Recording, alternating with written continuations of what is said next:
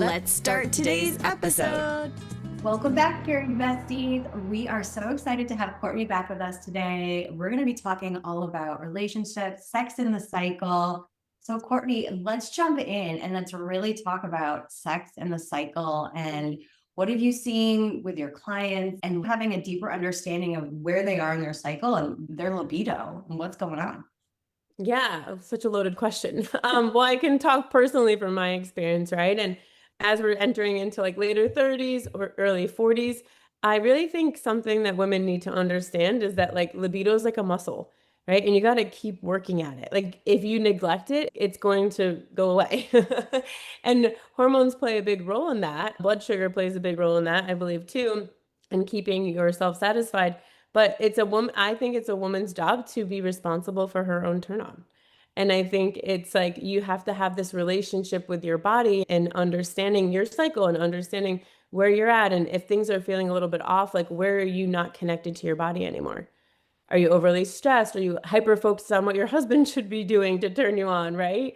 And where can we like take our power back and like step into, okay, my turn on is my responsibility. And what am I doing about that? And some things that have worked for me and women in my intimacy circle is like really making sure that you're constantly connecting to your yoni, right? You're connecting to your vagina and having a relationship with her. Like you're really like in tune with what her needs are and what she wants and how to give that to yourself without outsourcing that always to your partner.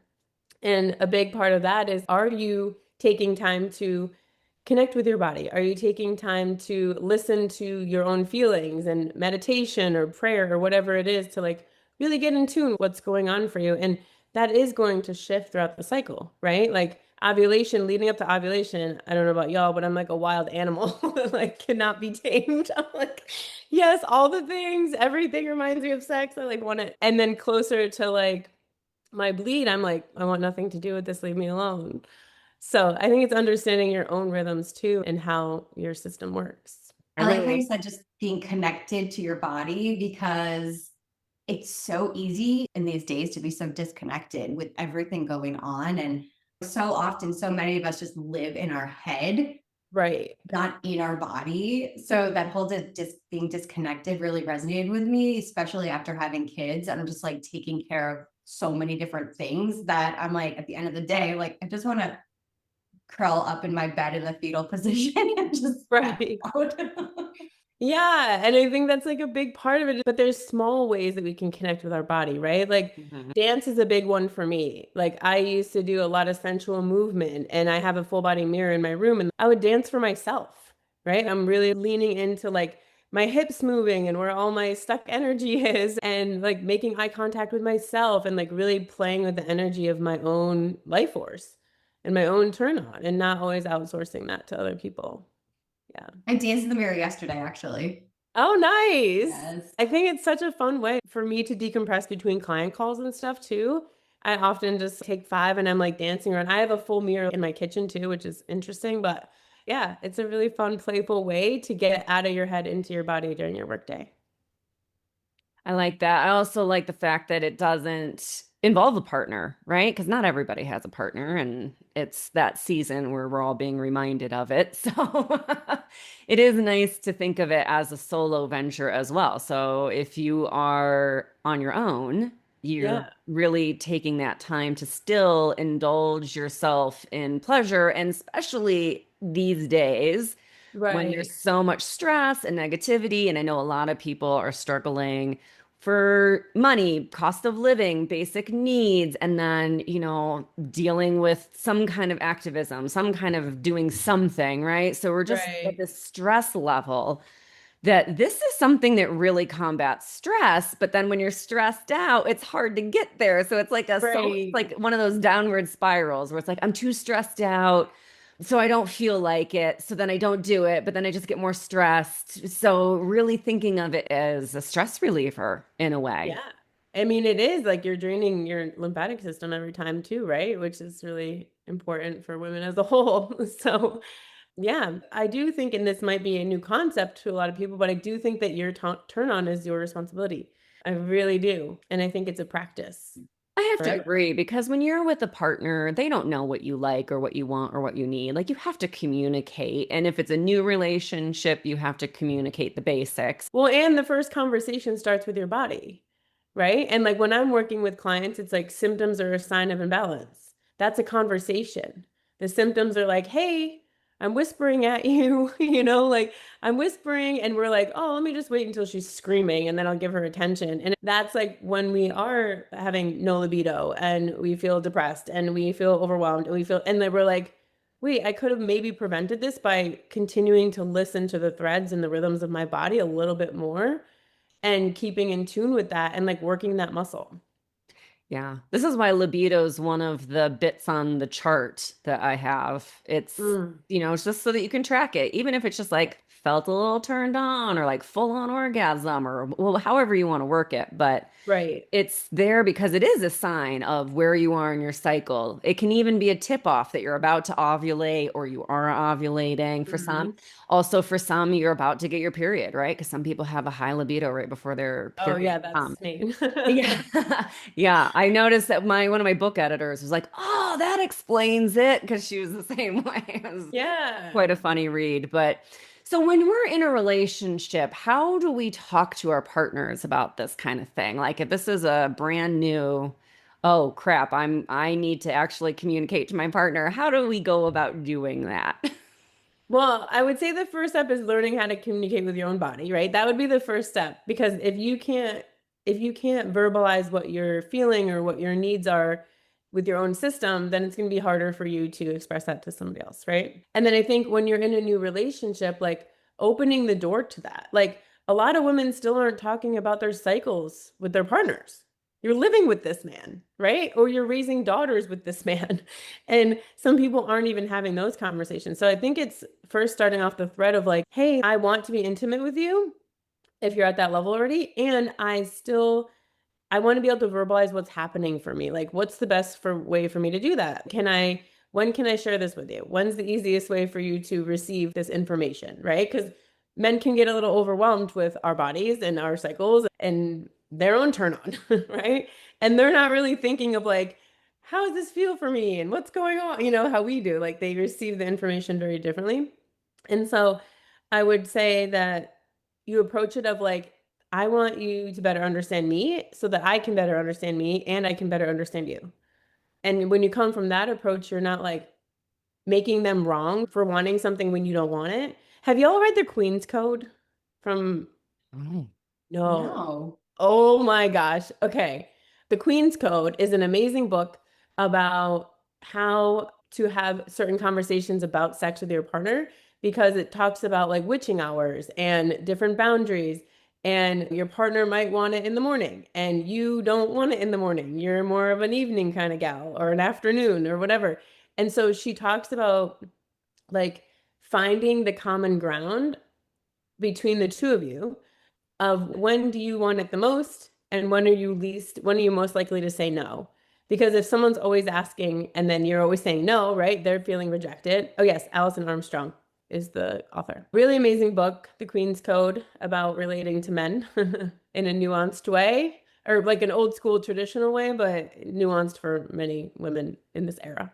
But I would say you just have to be real and honest. And I love when so I'll just put this out there. I'm actually celibate now. I'm single and celibate and wanting to call in partnership. So I'm not actively practicing these things, but I have in the past. And I would say in those moments of intimacy, asking for feedback.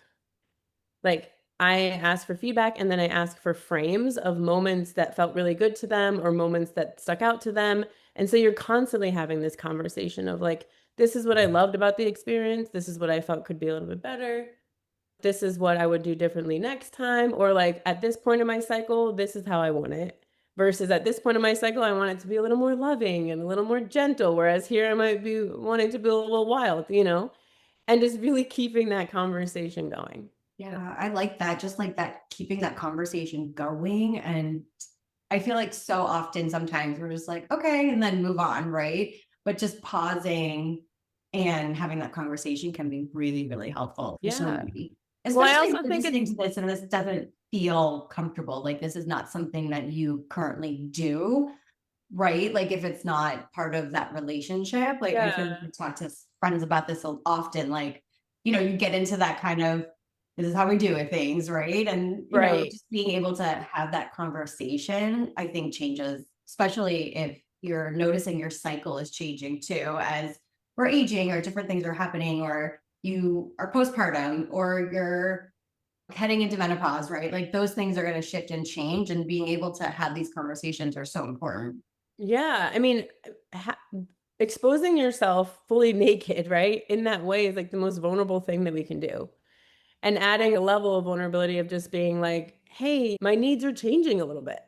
If you've been married for like 10 years, 15 years, even 5 years, like there's seasons for all of this, and it's not every season's like, "Oh, I'm so obsessed with you and I want you all the time." There's seasons of like, I don't know, I'm questioning this again and I'm not sure and like I'm feeling uncomfortable in my own body because I'm getting older and now my weight's changing or, a little more cellulite here or whatever. And so it's keeping that conversation open of just like where I'm at. And then I think it also invites the man or whoever you're with is like to be more open too about their experience and what's happening for them and what's changing for them. So. What about partnerships? You said something interesting, like seeing what your partner also wants, right? Like how to get that information from your partner.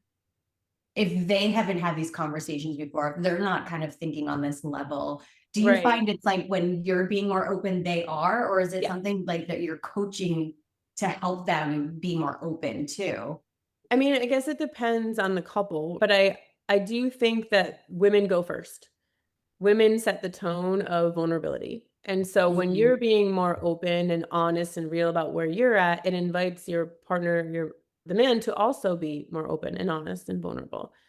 If we were to say like to a man, how does your body feel right now? They're like, I don't know, I'm strong and present, maybe, hopefully. But they're not like thinking like we are. They're not like in tune to their womb and in tune to their moods and in tune to their cycles and in the rhythms and all that stuff. So when I'm coaching people on this, like I love monthly check-ins when I'm in a relationship or even weekly in the beginning of what's going on for you. How are you feeling about this? Do you have any withholds that you're not sharing with me of something that I might have done and you're holding resentment? And when you're building the intimacy like that and you're getting really clear on this is what I've been holding back, this is what I'm grateful for you for, and I didn't say it. Or this was a moment where I felt really frustrated with you and I like really want your support. And, when I'm feeling really vulnerable, instead of trying to fix me, I want a hug. You just have to start being more honest about what your needs are. And then it gets other people to reflect, like, oh, okay, like maybe I've never shared a withhold with my husband and I'm holding some resentment and I haven't realized that. And that's actually a barrier to entry to intimacy because I'm like, he didn't do this. And you're like, that's a barrier to entry. In Yeah, terms of opening your heart and opening your body to somebody. so So, true. This is yeah. where you need a Tai Chi master as a partner. This man is in tune with the seasons and the cycles and came that way, pre-taught. Yeah, seriously, seriously. In a perfect world. Yeah, it worked out well. I mean, one day when he was like, I think I need to go to temple. And I was like, what the hell does go to temple mean? And he was like, I need to go down on you. And I was like, yes, that is the language that we need in the bedroom. Go to temple. 100%. That was a turn on. Right. Well, then it's like these cues for people. People have different turn-ons. Right. It could be anything. People have interesting turn-ons, and then people have just like little turn-ons of I like when a man is going like texting me and keeping in touch throughout the day with little inklings of like, can't wait to see you later and da, da, da, whatever it is. Or for some people, it's like certain words, right? Like what is something that he could say to you and you're like, oh, ready, ready, willing, and able. It was one of the first things when we started dating that I was like, you actually text sentences. You're all right. We can actually move this relationship forward. I'm not getting one word answers. I'm getting actual full sentences. You are an adult who can communicate. We're on a Yeah. good path. Yes, that is huge. Yeah. So if you're struggling with low libido, dance, certainly And one thing we can do. self-pleasure. Yeah. Self-pleasure. What are I some would other? say self-pleasure without toys in the beginning so that you're actually building a connection with your own body and not just relying on something else. Also, like I do hormone testing. So you also want to test and see where things are at because there could be something really off, right? Oh my Would gosh, your you whole just screen. say like a full hormonal panel, or is there something in particular you're looking for when you're talking about libido and hormones? So I specifically do urine hormone testing instead of bloods. I think urine is a lot more in depth and shows you a lot more.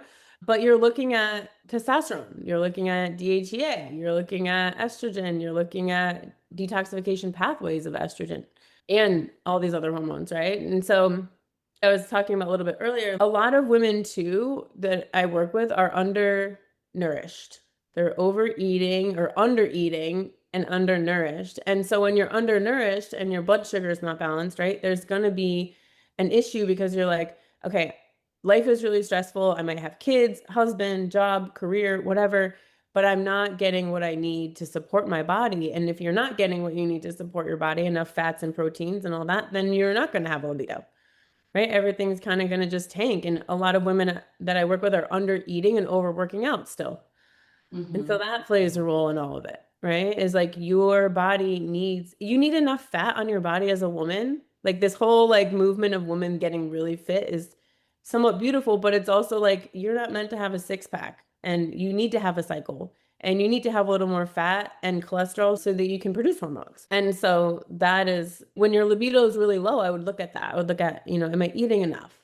Mhm. Am I over exercising? Am I hydrated? Like some of these things are super basic. And then there's other ones that you'd want to test for. If you're having low libido and acne and painful periods, like other symptoms, then you'd want to test for those type of things. But libido as a muscle, I would say like having turn on dates with yourself, a couple of times a week where you are dancing in the mirror in lingerie, or you are having a connection, a self-pleasure session with your body and like, or taking a bubble bath and just, yeah, get in tune with her, Yeah, you know, set the mood, light some candles, like light some making, candles. Yeah. yeah, Like who talks about this? Have you guys read the book Pussy a Reclamation? yes, Mama Yeah. Gina. Mama Gina. So Yeah. Mama Gina, like she's just like, put a hand over her and say hello in the morning. Like just have a connection. Mm. Yeah, that's a good Right. book, actually. That should go on the reading list for the year. If someone hasn't read it, put Yeah. it on your reading list for this year. That is a really good one. Queen's Code, and those are Yeah. like really I put that on my reading list when you mentioned it. I quick tabbed over. yeah, that's a really good one. Alison Armstrong also has another one about understanding men. Oh, what's it called? In Sync with the Opposite Sex. That one's really good too. Oh, nice. Yeah, Yeah. it's an audible like 4 hour book, but Yeah. I like what you said about kind of the body in terms of the low blood sugar, being dehydrated, not nourishing enough, over exercising, because all of that just really puts so much stress on the body. hmm And so many of my clients are like, I'm just so stressed out Yeah. that I just don't even want it, right? Like it's not even Right. something we're thinking of. So it's the idea of just like really getting back into our bodies, and what we're all teaching is just like really supporting your hormones and building that foundation, and Yeah. how that can really help with libido and sex in the cycle. I don't think we talk enough about that connection, that deeper connection of what we're doing every day, what we're putting in Right. our body, how we're moving our body, and how that's really affecting our libido. Right. Well, and a lot of women that I'm working with, when they first start with me, they're like, oh, I have a protein shake or a protein bar for breakfast and coffee. I'm like, no wonder why you feel like shit all day. And once in a while you have to have a protein shake for breakfast. I get it. I do it too. But like, if you're not focused on 40 grams of protein for breakfast, right, your blood sugar is going to be kind of all over the place. And you're going to feel like by the afternoon that slump. And I think because the world is so demanding, I think a lot of women are in high pressured roles, right? Now, like we have more women in high pressured roles, CEOs and business owners, and a lot different than we used to function. And not saying that it's wrong or like, yeah, that it's wrong, but I just think our nervous systems weren't created for the world that we're living in right now. And so we have to do extra work like somatics and connecting with our bodies and actively slowing down in a world that tells us we have to speed up all the time. Yeah. So No, true. I mean, the world is not made for humans or any living thing, really, but it's definitely not made for anyone with a menstrual cycle. No. Basically anyone that does not have a 24-hour cis male cycle, right? Like you don't Right. even have to have a cycle. You could be in menopause, for example, and it's still not built for you. Like, No, but it's like, because I try to teach, yeah, I'm like, we think about like 150, even just 150 years ago, like, Mhm. or 200 years ago, not a long time.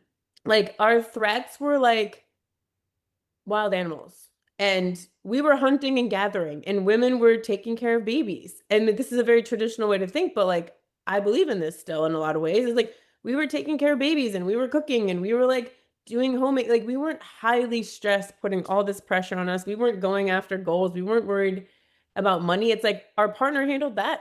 And then we got to handle this. And like, there's been a big shift. And I think a lot of our nervous systems are not equipped to handle life this way. And that's a big part of, I think, why we're dealing with our hormones the way we're dealing with them. So, Every Yeah. time I see a dig where they found a female warrior from some ancient culture, I think that woman wanted nothing to do with the babies.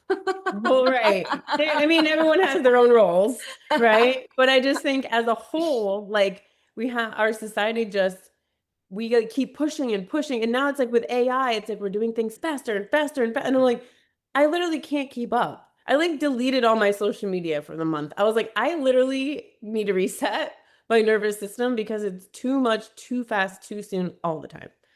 Oh yeah, All the 100%. time. Yeah, Yeah. 100%. Yeah. And I don't think we've ever, I mean, Katie and I talk about this all the time. I don't think we've ever had a client that slow down wasn't one of the first eat real food, stop working out on an empty stomach or on a protein shake. Like we really, I don't think we've had a single client that those were not issues that we had to work with. It's rampant right now. But the other thing is, I feel like, and Alison Armstrong talks about this in the book, is like, I feel like there's a competition, and I'm like, should I say this? Should I not? But I feel like in a way, there's a competition with men. Like, we're like, can we out men manliness as women? Like, we're like, can we get there and can we do this and can we do that and can we beat them? And I'm like, wait a second, but we thrive in our femininity. We thrive in softness. We thrive in slowing down. We thrive in resting when we're supposed to. We don't thrive when we are trying to push ourselves into a 24-hour cycle when we're meant to have a 28-day cycle. And so I just think it's a big, yeah, it's like we need to start slowing down and listening more to our bodies and what it individually needs, and not always going to the guru on TikTok or the guru on Instagram or whoever it is to be like, oh, this is the supplement I should take. And oh, this is how I should be eating. And oh, I should probably do this. I'm like, no, you got to slow down and learn how to read your own system first. Well, that's the thing. There's just too much information. And yes, I know we're doing a podcast right now and we're adding to the Of information, course. but this is like helpful. I swear information is different than like random. But I hear you in the sense it's like it's constant. And I really truly believe that's how I got my autoimmune disease with Hashimoto's. I Yeah. started out in the corporate world in New York City and I was like, I'm gonna be CEO, like I'm gonna go, I'm gonna push, push, push. And my body was just like, yeah, no, like you're done. And it's taking me a really long time, and I'm still not as much into that femininity as I would like to be Yeah. because I still want to achieve and accomplish. But I feel like Stasha has been such a great mentor to me in this way as a good friend of just constantly reminding me to slow down Yeah. because I do have that like strong desire to achieve constantly, but I also need more rest than I ever have in my life. Right. No, so and I like when we're talking about like the dynamics of masculine and femininity, it's not like we don't want to achieve or like we don't have goals, but it's like we're not hustling, Yeah. right? Like we trust the season that we're in. So maybe the season is like I'm just focused on one or two things versus I need to hit all my goals for the new year by March. You know what I mean? And it's like, no, girl, you have a whole year and we're in winter right now.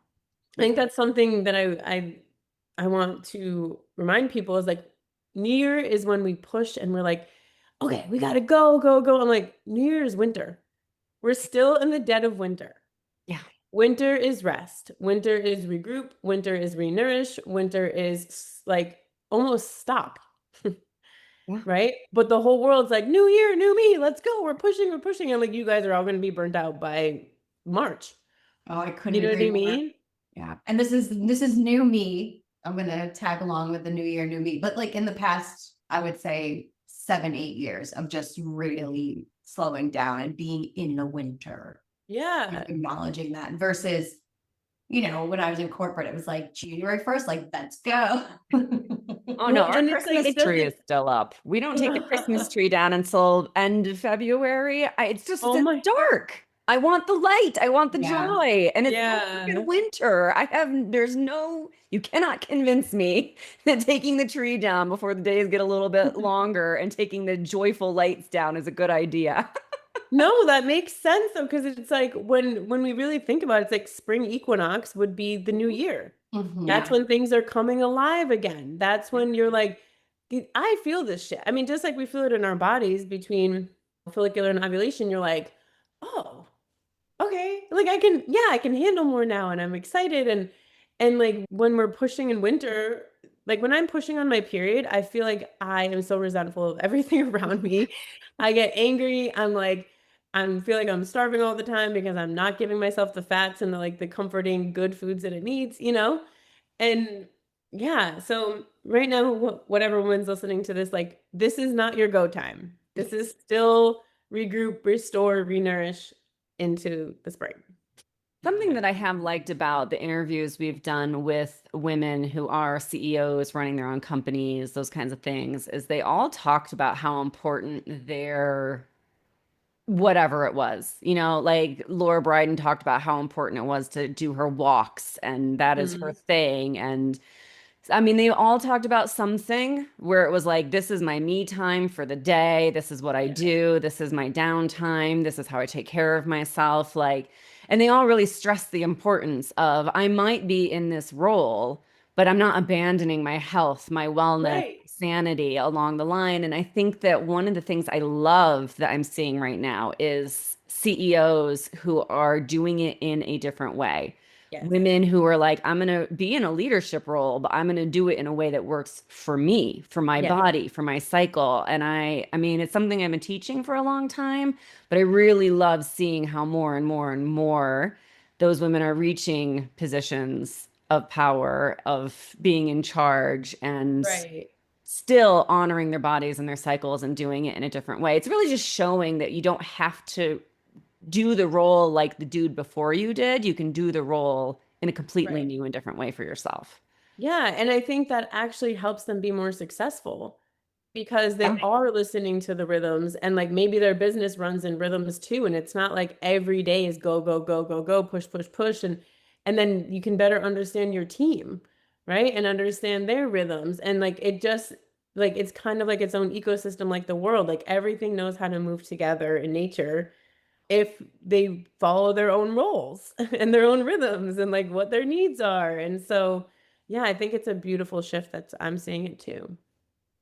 Yeah, it's great. We changed the Slack settings, like in a meeting, on a call or whatever, to the phases of the cycle. So I instead love of that. that, it's, oh, I can see that, so and so is going into deep luteal. Let's wrap up everything so she's off the clock next week. That's amazing. See, that is a game changer that would be a game changer for so many women to It like just makes it really. better. You have space, you have time, you can take care of yourself properly. Yeah. Yeah. Well, and it's helpful to know where someone else is at because I'm working for a functional medicine doctor right now as a coach, and we're in opposites. So when it's her go time, I'm like, oh, this is a lot for me. Like my system can't really handle this right now. Like I need some grace, and some slowdown. And she's like, but I'm ready to go. And so that's really, really helpful, obviously, to how you interact with other people on your team. I have one question for you because it is the Yeah. beginning of the year and it is the, start of things. And Yeah. you're a period coach, cycle coach. Where do you see the future of period coaching going this year? I think it's gonna get into corporate. That's what I'm paying for. I'm like, I really think we're gonna start seeing more women CEOs or even in leadership roles, like really start to adapt more rhythm, more slowdown, more understanding in those seasons. I don't know if I see it going that way or that's a wishful thinking, but I do see more and more women getting off birth control, more and more women getting explant surgery, more and more women embracing their natural hair, right? Embracing a lot of natural things and rhythms in the world. Like I'm seeing this everywhere. It's like I stopped dyeing my hair. Friends, yeah, got explant surgery. A lot of people are more getting off birth control. They're wanting to learn about their bodies. They're wanting to incorporate these things into their everyday lives. They're talking to their partners about their cycles and like making it more normal to have these conversations and bring men in. So I think it's just going to keep getting better and better for women who want those higher positions, but also like want to take care of themselves and their families in the process and not feel like they have to choose one thing or the other. Because I think it's getting to like a breaking point now of like I get to choose either my career or my health, and we're seeing the detriments of people putting money and career and stuff over their own well-being. And then it's like you get to a point where you're retired, but you can't enjoy it because you're taking care of all the health issues you ignored for the last 15, 20 years.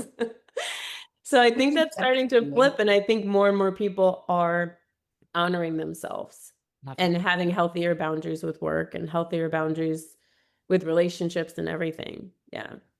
Oh, that's so beautiful and like so hopeful. I love it. Yeah, same. I was like, I what mean, we it's need.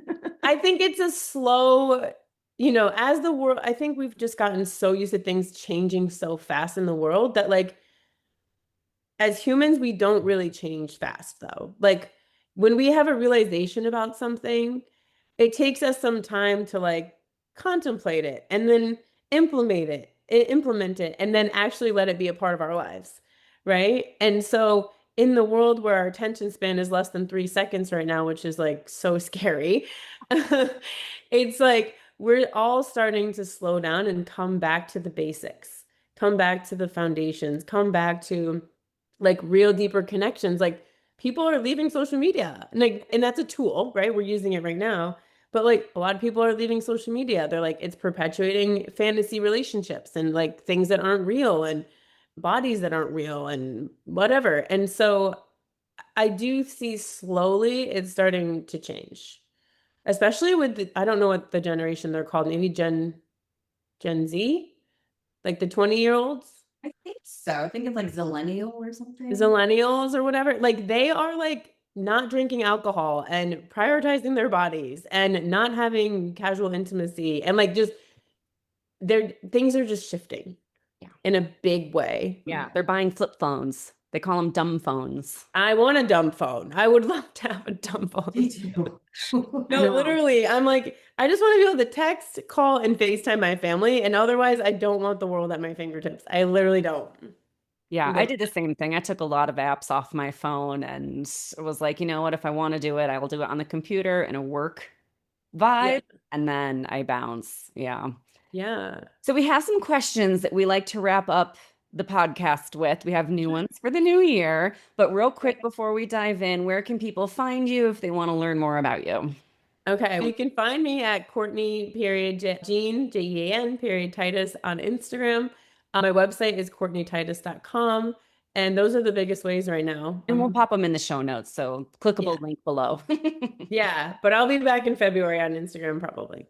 Perfect. Yeah, All right, ready? yeah. What's your favorite junk food? Oh, my favorite junk food. So I'm Swedish, and my Swedish grandmother used to make these things called pistachio squares. And they're my absolute, because I am obsessed with pistachio. They're my absolute favorite dessert. And every time I go home to see my family, my mom makes it for us. Oh my So God, I that's need the my, recipe. I need Yeah, the recipe. It's literally junk though. There's like, the pudding has like high fructose corn syrup in it. It's like literally terrible, but it's so nourishing to my soul because I think it, connects me to my ancestors. And I would say outside of that, I love mac and cheese, Yeah. especially when I'm deep luteal. I'm like, give me all the mac and cheese possible.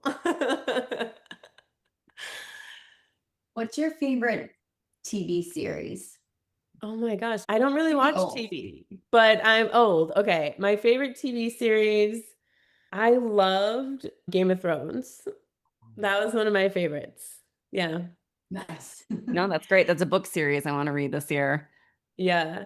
What's a household item you can't live without? A household item. My JBL speaker because I dance every day. And I love to like put my phone in the other room and just like be with my music and yeah, so my JBL speaker. Do you take naps? Yes. In my luteal phase, I will take naps. And occasionally on Saturdays, like if I've had a tough, like a long week, then I would take a nap Saturday afternoon. I love Yeah. it. Where's your favorite vacation spot? Oh my goodness. I have so many, but I recently went to connect with my ancestors in Sweden this summer, and it was an incredible trip. And so I'd love to go back and vacation in Sweden again in the archipelago islands. Yeah. Yeah. With you, put me in your backpack. Oh, come. It's amazing. Sweden is literally amazing. Like, I'm half Swedish. It was a dream trip. I went by myself, like first solo international trip, and got to connect with like second cousins and friends from Austin that are from Sweden that were there at the same time. And yeah, highly recommend Sweden. It's an amazing, beautiful, really clean, safe country. Yeah, I'd love to go. I've been to the Netherlands, but I haven't been to Sweden. And I had a client who lived in Denmark, and she was taking care of a hotel or the reindeer or something in the Arctic Circle way at the top. And I was like, oh my God, I want to come and visit you right now. Yeah, it's so cool. They actually do have reindeer up there. Yeah. Oh, Yeah. that's In amazing. Denmark, but in the late spring, so I didn't see any. I didn't see any reindeer, but I didn't see them, but I had a friend that was like, he was traveling up north and I was traveling south. And so he would share pictures of like the reindeer and stuff. It was so cool. Yeah. thank you so much for coming back and joining us again on the podcast. We definitely need to have you on again sometime soon. So thank you so much for being here. Yes. Thank you for having me. It was awesome to see you. And thanks everyone for joining us. We'll see you next week and I'll talk to you soon. A big shout out and thank you to our sponsors for today's episode, Period Coaching School and Katie Bresek Wellness. Thanks to you, our favorite bestie, for listening to the Period Besties podcast, where no topic is TMI. And of course, share this episode with your besties.